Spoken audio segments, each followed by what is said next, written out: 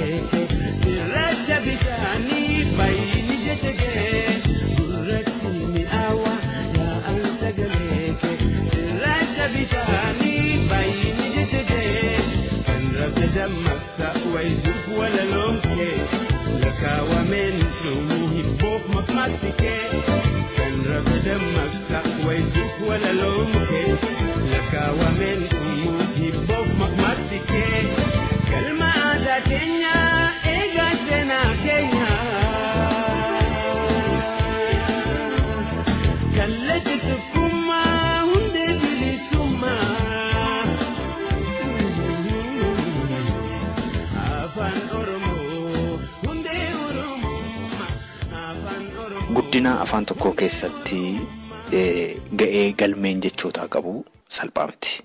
Galmee jechootaa yookaanis immoo dikshinariin guddina afaaniif murteessaadha. Afaan Oromoo afaan barreeffamaa eegatee as darbee kan maxxanfame ba'u galmee jechoota afaan Oromoo afaan biraatti akkasumas afaan biraa afaan Oromootti hiiku kan barreessan namooti baba'aa jiru. Amma immoo dikshinarii yookaanis galmee jechootaa haaraa afaan Oromoo gara afaan Jarmanii, afaan Jarmanii immoo gara afaan Oromootti kan hiikutu barreessamee ba'e kan barreessan Obbo Malkaamuu Dureessoo jedhamu. Obbo Malkaamuu gara sagantaa kanaatti baga nagaan dhuftan. Baga nagaatiin nu eedee roobsannatis immoo carraa kana naa kennitee wanta kanarratti akkan dubbadhuu fi naafeeruu keetiif galata guddaa qabdaa fayyaa ta'ee waaqessi eebbisuun jedha. Dhaggeeffattootni sagantaa kanaa akka isaan isin baraniif seensaa macaafa kanaa jalqaba isaa irratti isa barreeffamee jiru waa'ee keessan hamma tokko ibsuu danda'a jedhee waan tan yaaduuf mee isarraan dubbisaa waan hanqatuuf waan dhaggeeffattootii baruun irra jiraatu immoo jiraate isin immoo itti nu dabaltu. Obbo Malkaamuu Dureessoo bara 1947 Igguu Koobbaraa Wallaggaa Oromiyaa Lixaa Itoophiyaatti dhalatani. Barumsa seenaaf afaan Ingilizii Yuunivarsiitii Addis Ababaatti barachuudhaan itti aansanii gaggeessaa mana barumsaa Aayiraa akkasumas Direkteera Hoosteela Luwis Harmis Finfinnee Daayireektara misooma Siinoodii Lixaa Waldaa Kiristaanaa warra Wangeelaa Makaana Yesuus boojjii ta'anii hojjetaniiru. Itti fufanis barumsa isaanii saayinsii poolitikaaf ogbarruuf aadaa Ingilizii Yuunivarsiitii Hamburgitti baratanii akaadaamik digirii maastariitiin raawwataniiru. Afaan haadha isaanii kan ta'e Afaan Oromoo Yuunivarsiitii Hamburgitti barsiisaniiru jedha obbo Mulkaamumee isa dhumarratti jedhe kanarraati haa jalqabnu. Yuunivarsiitii Hamburgitti Afaan Oromoo kan akkamittiin barsiisuu dandeessan meesa kana dhaggeeffattootatti nu hima. Yuunivarsiitii Hamburgitti Afaan Oromoo kanan barsiisuu danda'ee dipaartimentii yookiis immoo kan afaan Afrikaa fi Aasiyaa kan lafatti barsiifamantu jira. Isaan kana keessaa immoo kan biyya afaan Itoophiyaa kan akka Amaarinyaa fa'aa yookiin Ingilizii fa'aa barsiisanis jira. Afaan Oromoos akkuma kana carraa akkanaa kennaniif dhaqee Profeesarii wanta kana geggeessanii wajjin haasa'ee jennaani carraa naa kennanii kanaan carraan argadhe kanatti dhimma baheen yuunivarsiitii sana barsiise. Yoomidha kuni eenyu warri baratanii hammamiif immoo adeeme sagantaan kun? Sagantaan kun yeroo sana kan adeemee bara 2007 fi 2008 ture. Kan baratan ijoollee yuunivarsiitii warra yuunivarsiitii baratan warra ijoollee biyya kanaati warra yuunivarsiitii baratantu barate akkuma warra credit hours akkuma barumsa sakaaniitti fudhatanii dhumatti baran. Namoota biyya keenyaati moo namoota biyya ormaati moo warri baratan? Namooti biyya keenyaa keessaas jechuun namni Oromoonni illee keessan turre garuu warri kan biraa namoonni warri Habashaa namni 2-3 tokko dhufanii jalqabanii turani garuu amma dhumaatti duukaan turre isaanii warri biyya kanaa garuu itti fufanii baranii kaan immoo kan warri isaanii walakkaan nama Itoophiyaa yookiin walakkaan haati fa'aa Jarmanii warri ta'anis turanii isaan baraniiru. Barumsa keessa turaniiru. Kun dhugumaan baay'ee namatti tola. Sababiin isaas afaan Oromoo afaan akka dubbatamu yoo akka ittiin barreeffame iyyuu dhorkamaa turedha waggaa ta'e fuuldura. Amma immoo inni kun hafee afaanichi guddatee sadarkaa yuunivarsiitii keessaayyuu yuunivarsiitii biyya alaa yuunivarsiitii Hamburgitti yeroo namooti barachuu danda'an yeroo immoo barsiisuu dandeessan dhugumaan kun guddaa nama gammachiisa. Mee gara macaafa isin amma barreessitan kanaatti ceena jecha galmee jechoota yookaanis immoo dictionary Oromoo Dutch Oromoo kana barreessuudhaaf maaltu isin kakaase? Galmee jechoota kana yookiis dictionary keenyamu Oromoo Dutch Oromoo jechuun Oromoo afaan Oromoo afaan Jarmaniitti afaan Oromootti lachuusaa of keessaa kan qabu kan akkanii barreessuuf kan naga kaase tokko afaanni tokko hundeensaa dictionaryidha yookiis galmee jechootaati. Namni waan tokko irraanfatee kee barbaadee kan keessaa argatudha. Calluma dhees immoo afaan tokkorraa tokkotti hiikuu duwwaas utuu hin ta'in sinonimii jiru yookiis kan wal fakkaatu hundumaa tarreedhaan keessa kaa'ameera. Kan kaase garri caalaanii tokko afaan Jarmanii fi afaan Jarmaniitti hiikamee kan jiru afaan Oromoodhaan galmeen jechootaa lachuusaa kana qabu hin jiru amma ammaatti. Lammata immoo namni keenya yoo dana warri dhufanis ittiin baruudhaaf isaan gargaara. Warri biyya kanaa immoo biyya keenya dhaqanii hojii adda addaatii fi hojii misoomaa yookiis barsiisa adda addaatii fi karaa misoomaa isa ta'uu karaa hojii adda addaa warri dhaqanis immoo isaanis ittiin barachuu danda'u. Karaa kan biraa immoo gara caalaan aadaa Oromoo afaan Oromoo biyya keessa jiranitti barsiisuun hubachiisuun hojii keenya keessaa tokko ta'uu qaba kan jedhu maxxanii kanarratti hundeeffamee hojjedhe. Dhugumaan kun hojii guddaa fi bu'aanni guddina afaan Oromootiif akkasumas immoo warra itti fayyadamaniif bu'aanni qabu salphaa miti. Dikshiinarii kana yeroo qopheessitan attamii adeemsisa sissiqisaa yookaanis immoo piroosesii isin ittiin qopheessitan jechoota kanaa walitti funaanuun kun yeroo mamii isin fudhatee mee deemsa kana keessatti adeemtan bu'aa bayees keessatti baatanii buutan mee dhaggeeffattoota sagantaa kanaatti himame. Inni kun egaa dhugaatti hojii cimaadhaa yeroo dheeraa as fudhatee amma jedhanii amma wanta raawwatamu ta'uu miti. Yemmuun jalqabe waanuma muraasa salphaama isaan hojjetanii jalqabe garuu yeroodha gara yerootti utuma itti dabalamuu utuma itti dagaaguu utuma itti daddabalamaa deemuu baay'ee dheeratee waggaa baay'eedha na fudhate gara waggaa 10 kan ta'u. Utumani itti daddabalee afaan garasiisa sagarnaarraa utumani itti developii godhee yookiis guddisaa deemu baay'atee isa booda immoo waggaa 2 immoo qulqulleessuu isaa keessa deebi'ee hojjechuunsaa garuma waggaa 12 fudhateeraa jechuun hin danda'ama. Jechoota hammamii keessa jira macaafi kun mee warri sagantaa kana dhaggeeffatan hin argan waan ta'eef mee ibsaa jechoota hammamii of keessaa qabaa eessatti maxxanfamee mee isaa nutti himame fuula hammamiiti? Fuulli isaa fuula 566. Jechooti achi keessa jiranii gara jechoota kuma 30 natti fakkaata. Amma yaadadhu sirriitti. Kan itti maxxanfame Helmut Buske Publishing House kan jedhu Hamburg kana keessatti beekamaadha. Afaan caalaatti afaan warra kuush irratti sirriitti kan hojjetudha iddoon suni kanaafan isaan biratti hojjechisiise. Macaafa biyya kanatti maxxansiisuun salphaa natti fakkaatu keessumaa horii dheeraa gaafata. Nama namaa maxxansuyyuu arguun salphaa miti. Isa kan attamitti keessa baatan Obbo Malakaam? Inni kun egaa dhugaadhumatti jiruu cimaadha. Tokkoffaa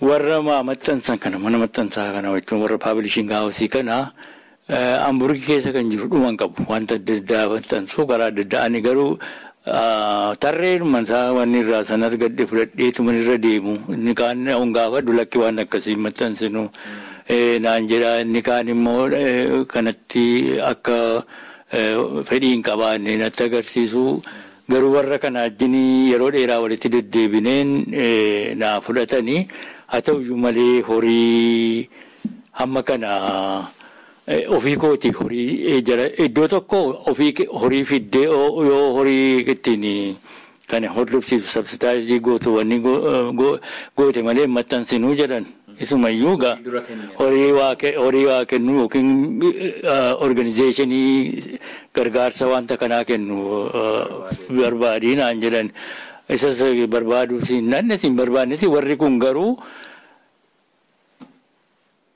horii muraasa duwwaasii kenninaa jedhan horii jechuun wantani yeroon itti balleesse wanni wajjin waan tokko waliin ilaalu horichi an garuu namoonni harkaa fuudhee tolumayyuu nama naa maxxansuu barbaadaan ture namoonni harkaa fuudhee maxxansee gurguratu jechuudha. Amma garuu an isaan ittan kenne isaantu gurgurataa jechuudha. Naaf garuu yooni namoota firoota kootii fi waan ta'e gatii abbaa barreessaa kan jedhu gatii persentii wayii keessaa qannasanii gurguranii deebisee namootaaf bituu hin danda'a jechuudha. Malee isaantu gurgurata. Maaliif kun ta'e iddoo biraa iddoo kanarra fooyyee qabutti maxxansiisuun hin danda'amu ture hamma kana hamma gaa hojjettanitti ijoortanii laattaniif jechuudha kun.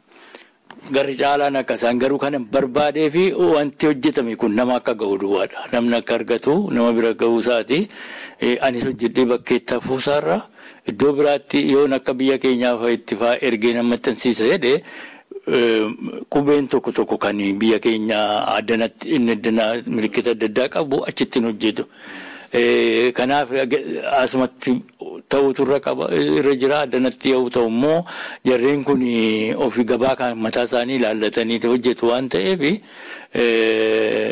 anuma harkaa jechuun utuun horiidhaan amma maxxansiisan horii isaa hin qabu horiin amma kanatti hin maxxansiisu. Kanaafuu isaanii akka ofii isaanii maxxanfatanii booddee immoo yoo hamma jedhan sana amma fakkeenyaaf lakkoofsi galmee jechootaa kun hamma isaan jedhan yoo guute inni isa booda ammoo persentii wayii keessaa yoo sarara darbee gurguran persentii wayii keessaa si ilaannaa kan jedhu walii galle. Isin egaa asirratti kaayyoon keessanii wanti hojjetame kun akka inni nama bira ga'uudha. Wanti guddaan jechuun dura waama isaa yaadne hojiima isaan hojjedhe. Yommuu hojiin isaa dhumee gara dhumaa gahee hojjedhu immoo yommuu salphaadhumatti wanta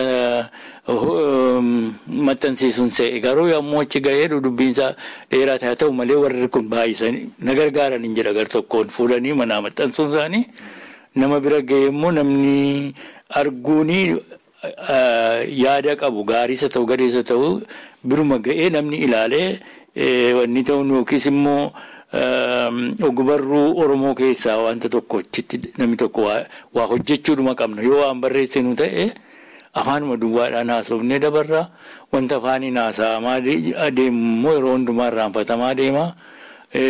Yoo nuyi waa barreessinis immoo aadaa keenya aadaan biyya keenya haasaa afaanii walitti dabarsuudha. Aadaan addanaa immoo waan barreeffamerraa waa argee waa dubbisa namni waan ta'eef afaan keenyas taanaan aadaa keenyas taanaan biyya keessa jirru kana hubachiisuuf agarsiisuufis taanaan yoo waa barreessineedha.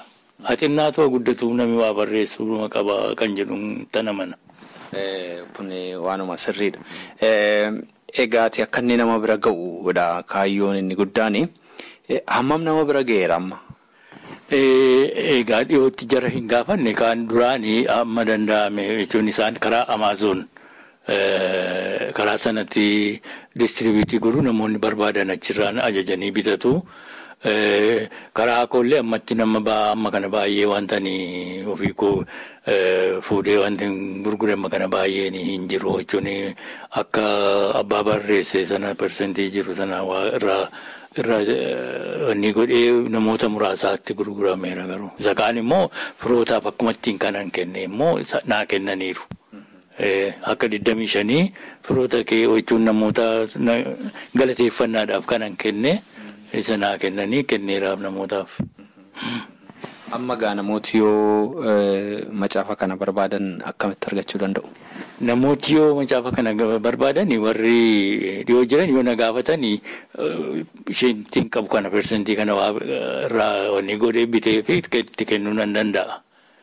Garuu rakkinni tokko tokko yoo jiraate yoo karaa poostaa erganii poostaan giddumatti horii nyaata baay'ee jechuudha malee akka ittiin gargaaruun wanni ta'uu hin danda'amu. Yoo kanaa ka'an immoo warra paabilisheersii kanarraa ajajuu hin danda'a namni karaa Amaazoon sana argata. Amaazoon.com jechuudha. Amaazoon.com yaa. Amma gaa waan dhimma tokko kaastan dhimmi kun immoo warra macaafaa maxxansiisan warra waa barreessan kallattiin ilaallata. Inni immoo naannee afaanichaa hin gaagaata. Innis namni waan afaan Oromootiin barreeffamu kana duukaa bu'ee maxxansu yookaan immoo dhaabbati maxxansu akka salphaatti dhibuusaati.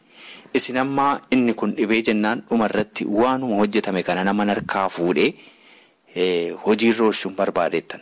Silaati akkas ta'uun irraan turre isinis amma joora keessanii waan asirratti yeroo asirratti baastan argachuutu isinirra ture. Amma inni kun rakkina namoota waa barreessan afaan Oromootiin waa barreessan rakkina isaan qaban keessaa isa guddaadha. Rakkinni kun akkamitti furmaata argateettu Malkaam? Sirriidhuma kun baay'ee jechuun dhaloonni haaraan sana jiranis waan adda addaa kan barreessanii dhageenya tokko tokko miidiyaarraa wanta isaan rakkina akka isaan qabaatanii biyya keessas ta'u bakkee warri jiranis inni kun furmaata kan argatu namni keenya walitti dhufee karaa ittiin wanta akkasii kun salphatu yoo barbaade duwwaadha. Gar-tokkoon yookiis karaa itti horiidhaanis haa ta'u wanti tokko wanni ta'u akkamittiin akka inni maxxanfamu karaa itti barbaadu yoo danda'ame immoo warri iddoon isaa fi yeroon isaa yoo kenne immoo organizeeshiniin mana maxxansaa qabu tokko yoo yeroon isaa achiin ga'e namni danda'e dhaabbachuudha. Isa kan fooyyessu. Ammasitti garuu akkuma waldaa wayii tokko dhaabanii kan namoota kana sappoortii godhanii waan isaan hojjetan kun akka inni maxxanfamee fi nama bira ga'u yoo godhanii namis jajjabaatee waa hojjetaa jechuudha. Malee ofii isaatiin namni tokko horii ittiin maxxansiisee gurguratees immoo irra horii sanarraa deeffatee ammas deebisee itti waa hojjetu argachuun salphaan natti hin fakkaatu akka nama akka itti ilaalutti. Amma dhaabbata kana duukaa bu'ee maxxansee gargaarsa godhuu dhaabuun barbaachisaadha jettu. Baay'ee barbaachisaadha. Eenyutu dhaaba kana? Namuma keenya warra bakkee jiru warra intirestii akkasii qabutu walitti dhufu yaada isaa walitti fidee walitti qindeessee waa dhaabuu dhumatu irra jiraan jedhan. Kanaaf namootni fedhii hogbarruu qaban namooti karaa tokko yookaan karaa gara biraa hogbarruu keessatti hirmaatan dubbisuudhaan ta'uu danda'a, barreessuudhaan ta'uu danda'a, maxxansiisuudhaan ta'uu danda'a. Kun rakkina cimaa rakkina guddaa ta'uusaa hubatanii karaa itti furmaatni argamu irratti hirmaachuu qabaa jettu. Sirriidhuma kun rakkina cimaadha. Rakkina salphaa natti hin fakkaatu. Yoo kun namni wanta kana namni tokko qofaasaa waa gochuun baay'ee rakkisaadha. Namni yaada walitti fidee wal duukaa wanni ta'e organizeeshinii tokko dhaabuun barbaachisaadhuma. Organizeeshinii eega dhaabee immoo namoota wanta kana gargaaran mobilaayizii gochuunis karaa itti barbaaduu hin danda'a. Garuu akka amma faffaca'ee namni jirutti qofaa fiigee rakkina kanaaf hiikaa furmaata fiduu hin danda'u natti fakkaata. Kanaafuu walitti dhufanii yaada walitti fidanii irratti mari'atanii waan tokko dhaabuun barbaachisaadhuma. Yoo kana ta'eeti rakkinni kun hamma tokko hiikaa furmaata argataan jedha. Namooti waa barreessan egaa haluma tokkicha macaafuma tokko barreessanii hin dhiisanii egaa tarii isinis macaafa biraa barreessuudhaaf tarii yaadaa qabdu ta'a yookaan karoora qabdu ta'a. Mee kanaan wal qabsiisaatii karoorri keessan gara fuulduraa maal akka ta'e mee nutti himaa? Ammatti gaasa kana dhiyoodhumanii raawwadhee gidduutti siga wanta adda addaatu na danqee jira. Ammatti kana hidhee karoora kana waan ani ammatti qulqulleessee lafa kaa'ee mul'ee hin qabu. Garuu yaada koo keessa jira akka waa barreessu waama fedhe haa ta'u waa tokko barreessuun koo nafu. Gara caalaa yaadni ammatti qabu. Akkaataadhuma waan tokko waan caalaatti waa'ee caasluuga kan ilaalu akkamittiinis immoo sirni barreeffama afaan oromoo kunatti yoo barreeffame sirriidhaa kamtu wanni ta'a kan jiru irratti innoo ishee qorannaa yaada adda addaa godhee waa barreessuudhaan yaada. Karoora kana qabaachuun keessan baay'ee gaariidha. Macaafa isa kana yeroo barreessitan maxxansiisuu isaa keessatti akkuma isin amma nutti himaa turtan rakkinni tureedha. Namni isin harkaa fuudhee maxxansuu argachuun baay'ee rakkisa ture. Haa ta'u iyyuu malee egaa ammayyuu karoora qabdu macaafa barreessuu fi kun gaariidha. Obbo Malkaamuu dhugumaan waan nama gammachiisudha. Egaa dhumarratti dhaggeeffattoota sagantaa kanaaf dhaamsa dabarsitan yoo qabaattan carraa isaan isinii kenna. Dhaamsi ni qabu. Garri caalaan amma ammaatti dhuguma namoonni keenya laafinni keenya garri caalaan afaaniin duwwaa haasofna waan baay'ee dhuguma seenaa keenya waan baay'ee beennaa hin haasofna gatteenyee waa barreessuu irratti laafina guddaa qabna. Inni amma garuu kan nama baay'isee immoo nama gammachiisu dhaloonni haaraan kun namoonni baay'een warri duriis warri keessaas warri veteraaniin kan barreessanis inuma jiru ammayyuu abdiin kutannee inuma cimanii waa hojjetaa jiru. Warri haaraanis immoo dhaloonni haaraanis duukaa itti kaka'aa jira. itti jabaachuun barbaachisa. Waa barreessuun barbaachisaadhuma afaan Oromootiin namni kanaaf yoo barreessanii akka yaadametti harkaa fuudhamee bitamee gurguramee yookiis ittiin lafa yaadanii akka yaadan ta'uu baatellee abdii kutachuun qaban. Hundumtuu yaaluu barbaachisa. Akkuma ammoo dubbatamee dhaabbanni tokko barbaachisaadhuma namoonni jechuun hunduma isaa rakkina kana fedha jechuun miti dhaabbiin tokko dhaabateef haa ta'u malee hamma tokkoon fooyyessa namootaaf warra waa hojjetuufis abdiin kenna yaada. Kanaaf isa gara sanattis namoonni yoo itti yaadanii irratti dubbatanii gara fuulduraatti furmaata tokkotti barbaadan gaariidhaan jedha. Obbo Malkaamuu Dureessoo maqaa dhaggeeffattoota sagantaa kanaan guddaan isin galateeffadha. Anis baay'ee mana kan hin jedhamne guddaan isin galateeffadha baay'ee fayyaa ta'e.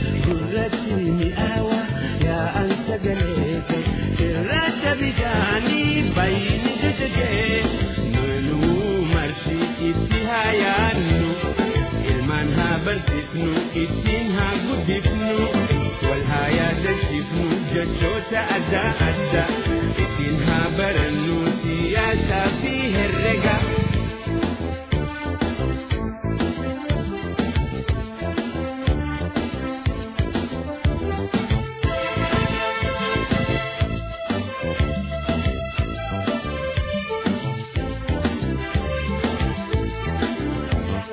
Galma aadaa keenya eegaa seenaa keenya.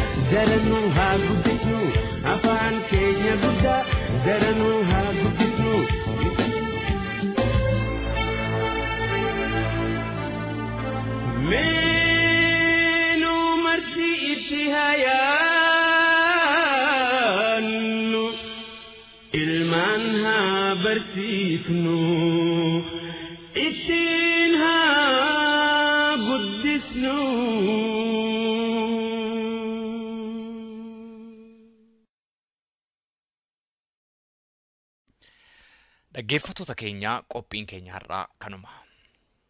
Waa'ee qophii keenyaa yaada yookaanis gaaffii yoo qabaattan karaa iimeelii keenyaa contact@saifanabalbal.com jedhaatiin quunnamaa. Fuulli intarneetaa keenyaa www.saifanabalbal.com jedhamaa nu daawwadhaa. Akkasumas feesbuukii irratti raadiyoo Afuura Biyyaa jettanii yoo nu barbaaddan nu argitu. Torbee qophii biraatiin hamma wal agarrutti torban gaarii isinii hawwinaa. Got it.